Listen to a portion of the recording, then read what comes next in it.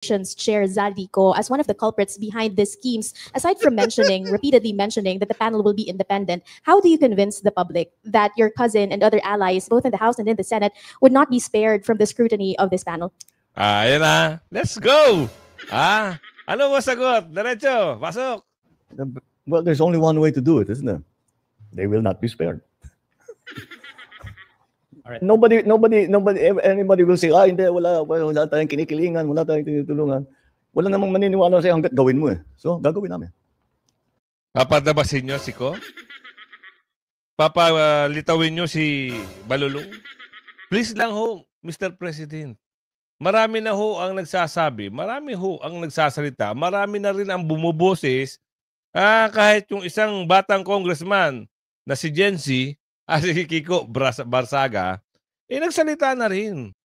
Ito yung huling tanong Kayo ho ang bahalang umintindi, kayo na ho bahalang mag-analyze. Oo. Ano ito? Pasok natin. About to begin its work. Protest actions have already been mounted and more are being organized. The ones on the 21st are expected to be big.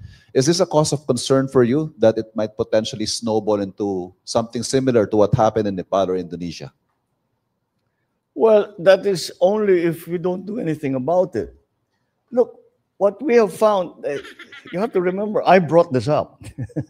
And it is my interest that we find the solution to what has become a very egregious problem. And since this has all been exposed, well, it's actually known to many people, but it has now been exposed to the general public. Do you blame them for going out into the streets? Yes.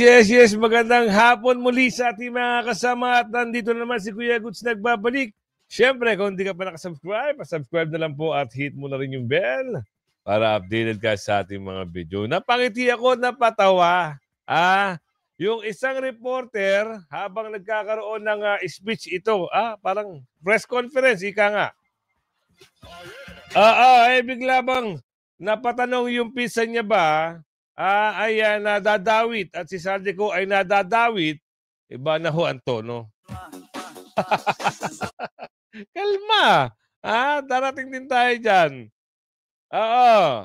At ito, akalain nyo, ito, nangangarap ang kabayo. Tumakbo ng pagka-presidente. Oo, wow. Tigilan nyo nga kami. Oo, ang kabayo nangangarap, ipantapat kay Bibi Sara. Oo, baka nahihibang ka, te. Tigil-tigilan yung mga pangarap nyo.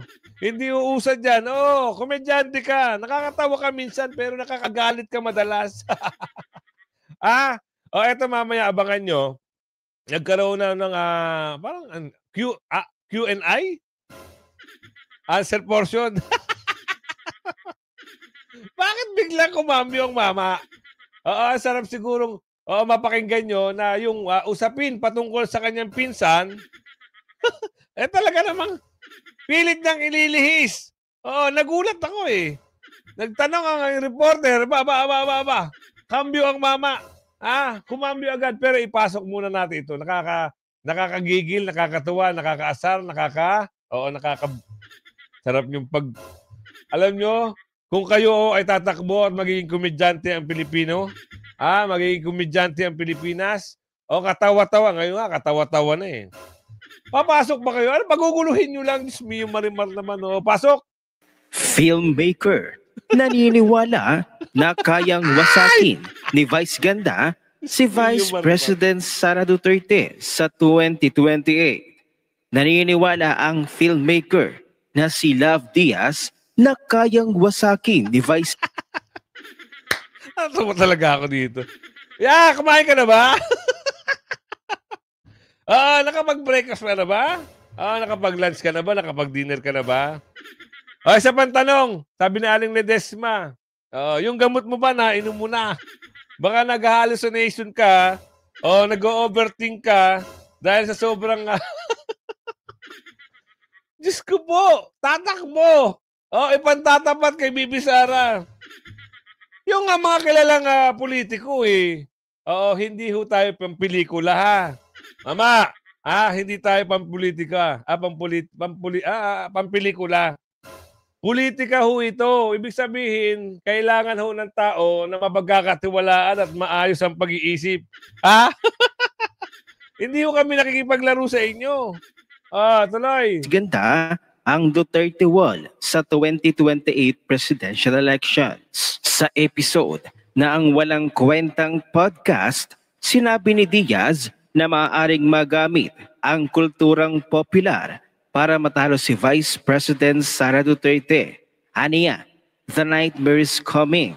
It's only 2 years away, so we need to act. Gamitin natin ang pop culture. Let's use pop culture to destroy that. Sino bang pinaka-icon sa pop culture ngayon? Hindi ba't si Vice Ganda? Teka lang Huwag nyo na lihis ang usapin ha. Ganito lang yan eh. Ngayon, sagad na ho ang baho at pangalan at na meron pag-uusap, hikayat dito, hikayat doon, lalabas sila sa 17, 18, 19, 20, 21. Yun ang lumalabas na balita. Oo. Kung kayo ho ay gagawa kayo ng eksena para mapag-usapan, o kung hindi naman mapag-usapan, kung talagang plano nyo tumakbo ng pagkapangulong, Diyos po. Ay, Karudi! Ano ba? Tama ba yung mga sinasabi nito? Oo, kayo ho, mag-desisyon mga kasama. Ano ho sa tingin nyo dito? Sa mamang ito at saka dito sa Oyabak? Oo, Oyabak. Napag-usapan lang siya na bumibila kay Tatay Digong sa concert niya. Akala nito sila bitabin na. Ewan ko sa inyo. Oo, tuloy. Maganda rin ang pananaw ni Vice, gamitin natin. Let's use that. Samantala, itinanggi ng Office of the Vice President na hindi nila sinipot ang budget hearing para sa Office of the Vice President. Kaya ito ay pinagpaliban sa susunod na linggo. Sa bahayag ng OVP, sinabi nilang may delegasyon na ipadadala sa hearing sa pangunguna ng Assistant Secretary. Pero alinsunod daw, sa tradisyon ng Kamara ay dapat opisyal na may ranggong undersecretary pataas ang dapat dumalo. Hindi na kailangan ng BP. Ng budget. Tinalis nyo na nga eh. Di ba? Tapos padadaluhin nyo pa. Diyos mio man. Si Mio Marimar, tigil-tigilan nyo na ang taong bayan. Yan ang mga pautot nyo. Gagawa kayo kwento para mapag-usapan. Di ba binigay na nga sa inyo ni BP? Sige na, hindi na kami maghahabol kung dadagdagan nyo o hindi nyo bibigay. Oo, ibigay nyo na lang yung nasa tama, ha? Hindi na naghahabol ang BP dyan, kaya ito mga to, isang kwentong kutsero na lang yung mga sinasabi nila. Tuloy. Oras bago ang hearing ay nagabisong dadalo si Vice President Sara Duterte. Pero may nabuti ng Kamara na ipagpaliban na lang ang hearing. Para suportahan ito, naglabas pa ang OVP ng screenshots ng manay palitan ng mensahe sa pagitan ng budget sponsor, Palawan Representative Jose Alvarez at Vice President Sara. Sabi ko sa inyo, tinitwist lang nila yung istorya. Mga istoryahe, ika nga. Diba? Ang BP, matalino yan. Oo, mapagkakatiwalaan yan. Hindi yung gagawa ng isang bagay na kagagalit ng taong bayan. Pero twist sila ng twist. Kagaya nito. Ano usapan dito? Marami hong keyboard warrior. Nabubulo na naman ako. Galit ho ang taong bayan. Ho. Kahit kayo makabasa nito, talagang galit ang taong bayan. So, ibibigay ko na ang kwento. Bakit biglang kumambyo ang mama nung tinanong at nagtanong about sa kanyang pinsan na nasasama sa usapin ng pandodorobo. Tinanggal in the last administration yan yung acceptance. Alala ko nung governor ako, walang natatapos na, walang pwedeng sabihin completed kung hindi accepted ng local government. Babalik natin yun. Tinanggal nila in the last administration. We are putting it back because that is one of the best safeguards that we have. So that is essentially the situation as it stands. We are trying to move as quickly as possible.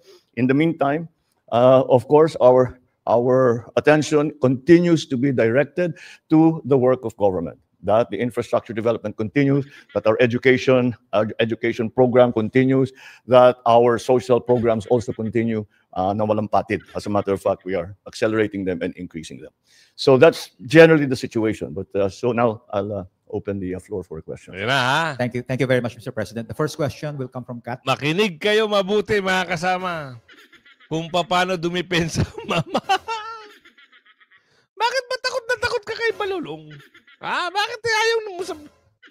Kung tutusin, kung nasisira na ang pangalan niya, pwede niyang, sige, alis ka na dito. Hindi tayo pwedeng maging ganyan. Sisirain mo pangalan ko eh. Dinadaway mo pangalan ko eh. Bakit? Bakit tayo?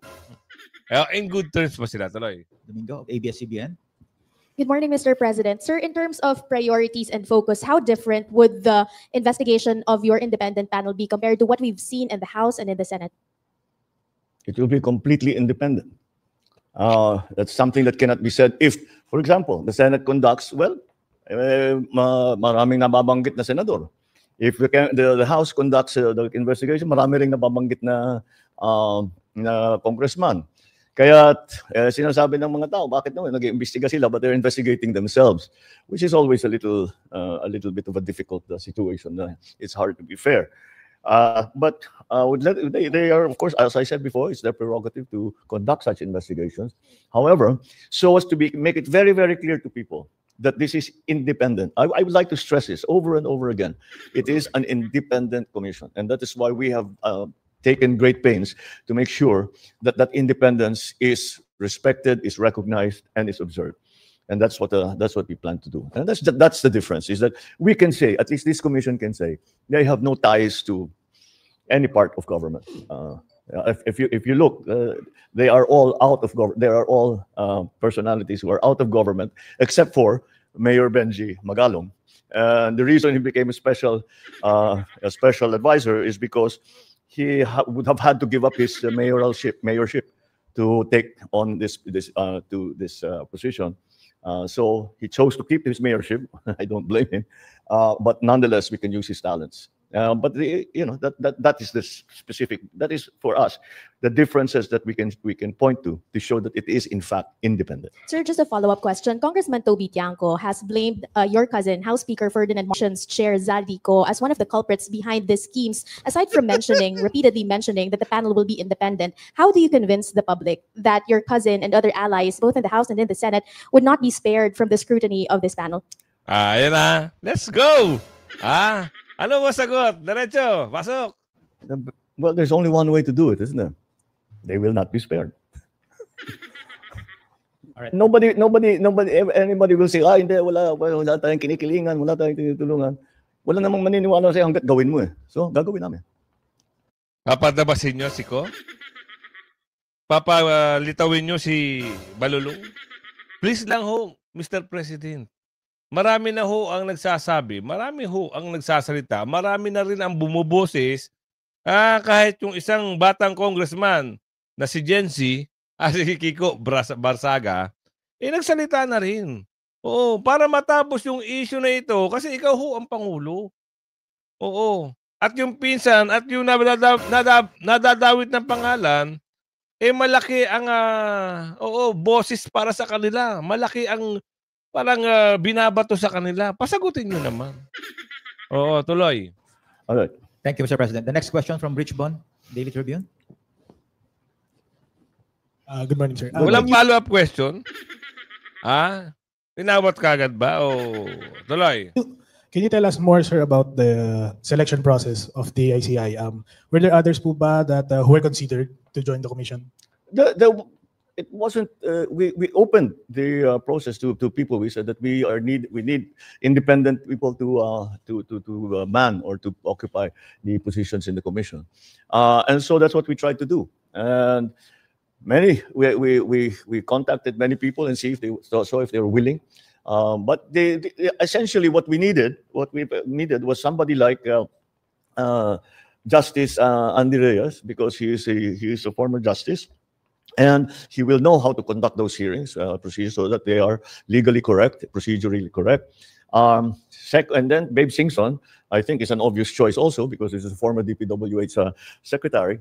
And we also, of course, a lot of the work will be on an accounting job, forensic accounting. So, of course, the expert Rosana Fajardo from the SGV will be able to provide that expertise. So I think we've covered all of the important areas that need to be handled. Beyond that, I cannot tell you how the commission will organize itself. I cannot tell you what the secretariat will look like. And the reason I cannot tell you is that these are not my decisions to make anymore. Nako po, ayun na. Yun lang ang mahirap doon. May tanong lang sila, Sir Boss Amo, Manager, Mr. President. Kung sakasakali ba, papayag ba kayo na paimbestigahan itong si Pinsan at itong si Saldico? At papayag ho ba kayo na pauwiin at humarap itong si Saldico? Kung mamarapatin nyo lang naman. Tanong lang naman ng taong bayan. At ano ho ba ang masasabi nyo at nauungkat ang pangalan ni Pinsan? Pwede ho ba naming malaman bakit parang mahina kayo bumoses o mahina kayo sumagot? Oo, pag itong si Pinsan ay nadadawit. Tahimik si Pinsan di ba? Tahimik siya di ba? Kayo na ho magsalita dyan, mag-comment kayo kung totoo na nakikita nyo, bakit tahimik ito? Meron bang pinagtatakpan? May pagtatakpan? Meron bang dapat ibunyag o bubunyag?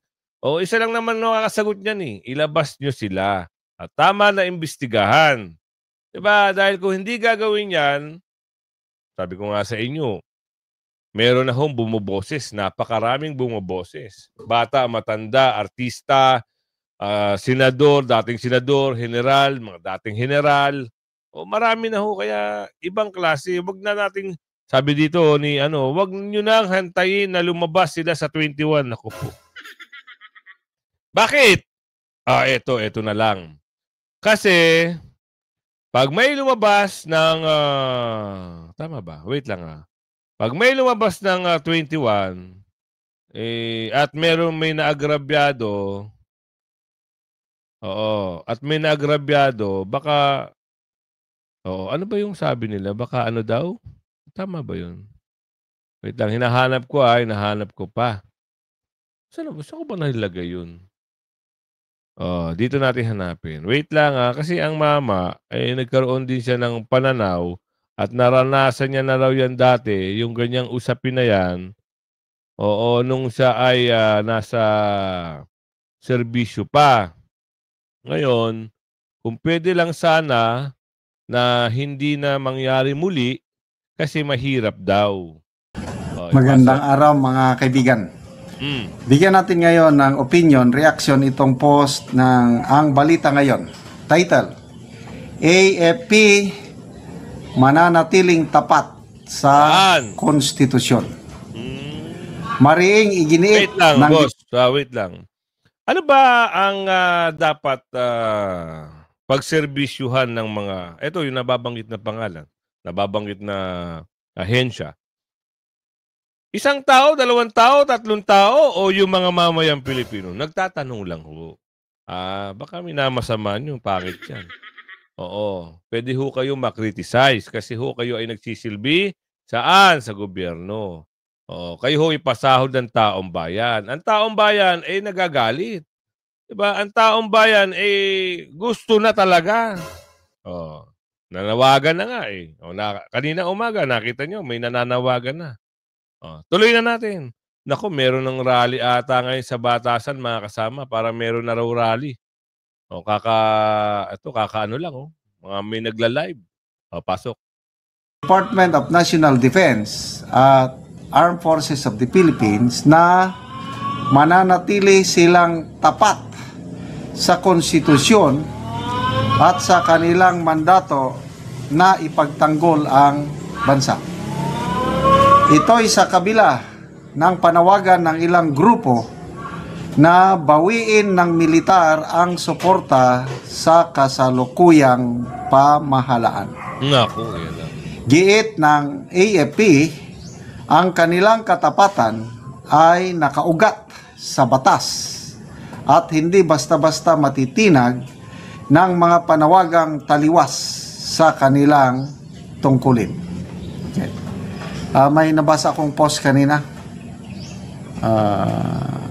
Ano bang jar yun? Basta sabi, AFP on red alert sa gitna ng tuloy-tuloy o malawakang protesta laban sa korupsyon. So, tapos na yung nagkasunod, Black Friday, September 12, may protesta. Kahapon, meron na naman. Tiniming nila, birthday ng Pangulo.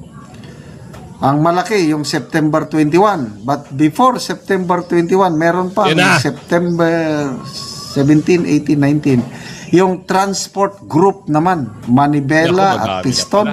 Ako, malaking group ito. Sasagawa sila ng transport strike. Walang magbibiyahe as a form of protest sa talamak na korupsyon na nangyayari sa ating bansa. Kaya medyo tayo ngayon, I don't know how will I say it, medyo unstable. Kasi papaano kung hindi maiwasan itong taong bayan na galit. Example, September 21. Tama. Paano nga naman? Magsusuot na yung mga atin, magsusuot na ng mask. Parang style Indonesia, Nepal, nakamas yung karamihan. So anong binabalak niyan? Manggugulo na, magsusunog na. So paano kung dumating na yung punto ng gano'n, magkasakitan na? Anong mangyari? Wait lang ha, bago natin ituloy yan ha. Ito, breaking news. Parang post ito ng isang columnista, Manila Bulletin. 30 minutes ago, Mayor Baste Duterte filed 9 criminal cases for kidnapping and other crimes before the Ombudsman for Mindanao at 8:55 a.m. on Monday, September 15. Ngayon, against several cabinet official, police generals, and prosecutors and jandas. So, pasok natin to. So, ano yung magiging implikasyon nito? Malalaman natin yan. Sino-sino yung mga nakasuhan. Lalakihan natin ha, para mas maging tayo. Maging, kasi yung iba, sabi, hindi, peki yan. Hindi yan totoo.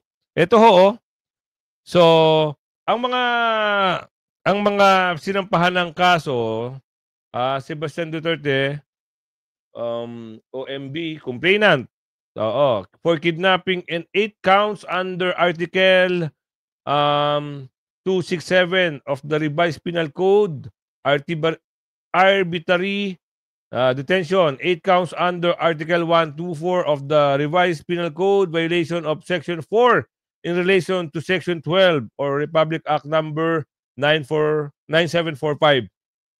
Qualified direct assault. Naku. Under Article 148 of the Revised Penal Code, expulsion under Article 127 of the Revised Penal Code, and violation of Section 4 of Republic Act number 7438. 2 counts. Usurpation of judicial function. Article 241 of the Revised Penal Code, violation of Section 3 of Article Republic Act 3019, and violation of Section 3 of Republic Act 3019. Sino-sino sila? Ito na Secretary Juan Victor, Vicjan Rimulya, Secretary Gilbert Chodoro Eduardo Año, Secretary Jesus Crispin Rimulya, Yusek Nicolas Felix, Police Brigadier Romel L. Francisco Marbil, Police Master General Nicolas Deloso, Torre III, Marcus B. Lacanilao, Tony Anthony D. Alcantara, Richard Anthony Fadulon, Police Brigadier General Jean Pajardo, and John Das and Jane Das. Sino-sino yan? Ayan yung Siyam. Tama ba? Siyam ba sila? Oo. Yung mga nabasa, yaan. So, marami ang mga nag-comment lakas ng tama. Wow, talaga ba? Ito yung mga hindi mga nag-iisip, mga keyboard warrior. Lakas ng tama, talaga namang kinidnap. 'Di ba?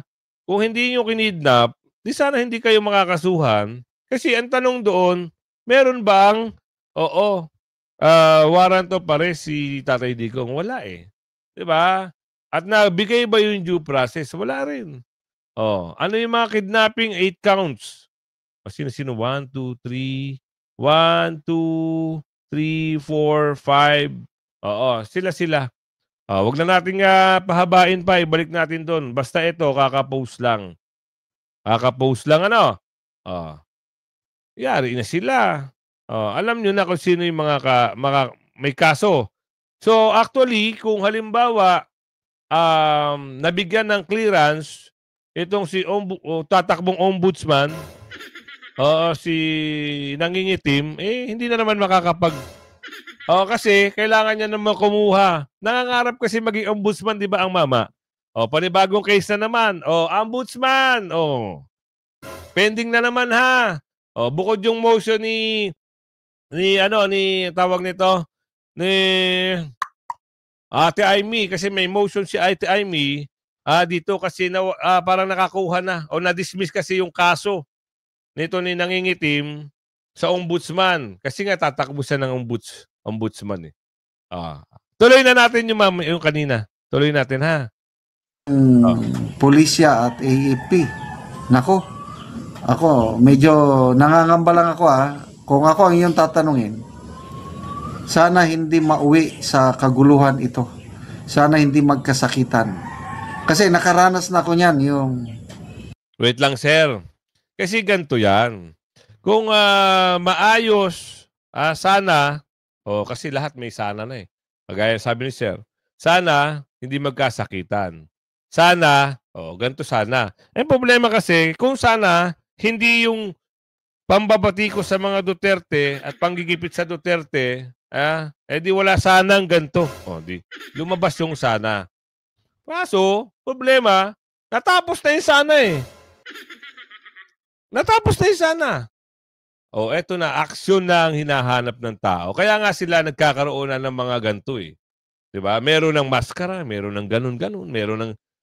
sana naayos dati, wala nang ganito sana. Diba? Si Sana may kasalanan eh, sir. Si Sana.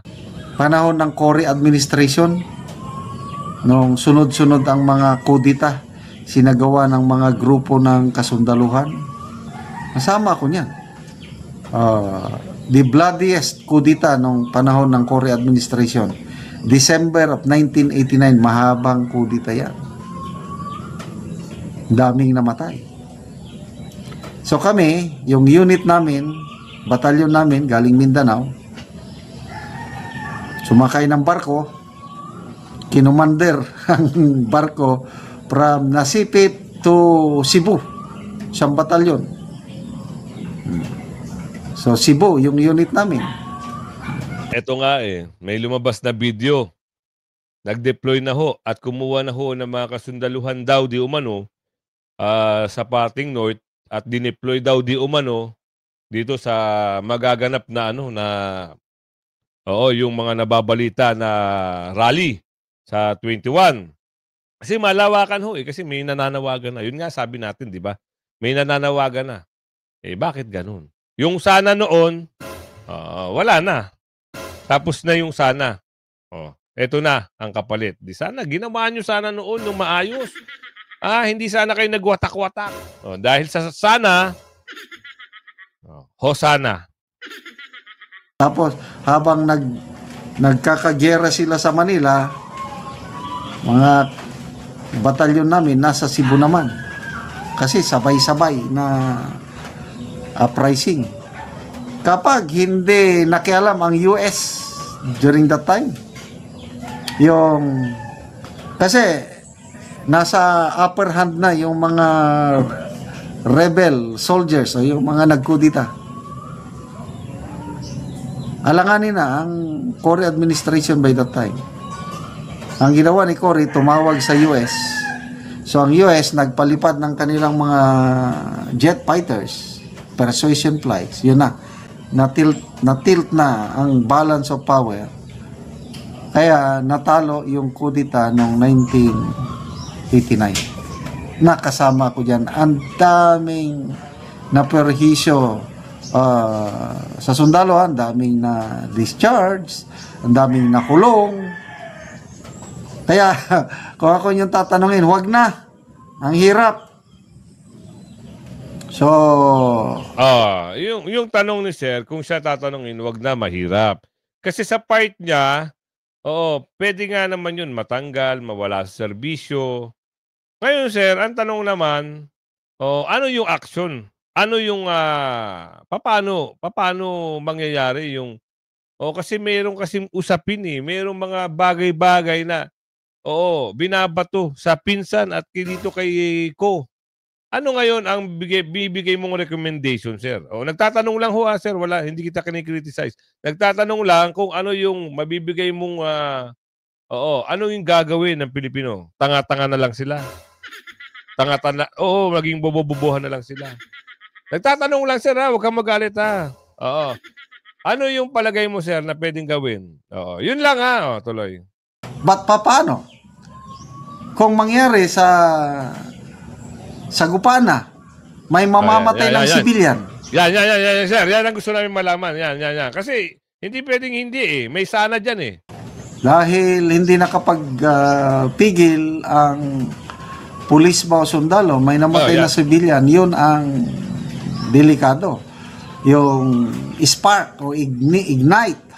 Yan. Kagaya sa Indonesia, nung namatay yung isang delivery rider na nasagasaan ng police armored car, doon na lalong nagalit ang mga Indonesians. Paano kung magkaganon? Yun nga. Itong mga makakaliwa, mga leftists, yan ang expertise nila. Gagawa sila ng senaryo para lalong magalit ang taong bayan. So, okay. Sa experience mo, Sir, parang ganon na nangyari noon. No? Ayun. Bigyan natin ng credit si Sir kasi nagbigay siya ng isang experience noong panahon na nagkaroon ng coup. Ito yung huling tanong, ha. Kayo ho ang bahalang umintindi, kayo na ho bahalang mag-analyze. Ano ito?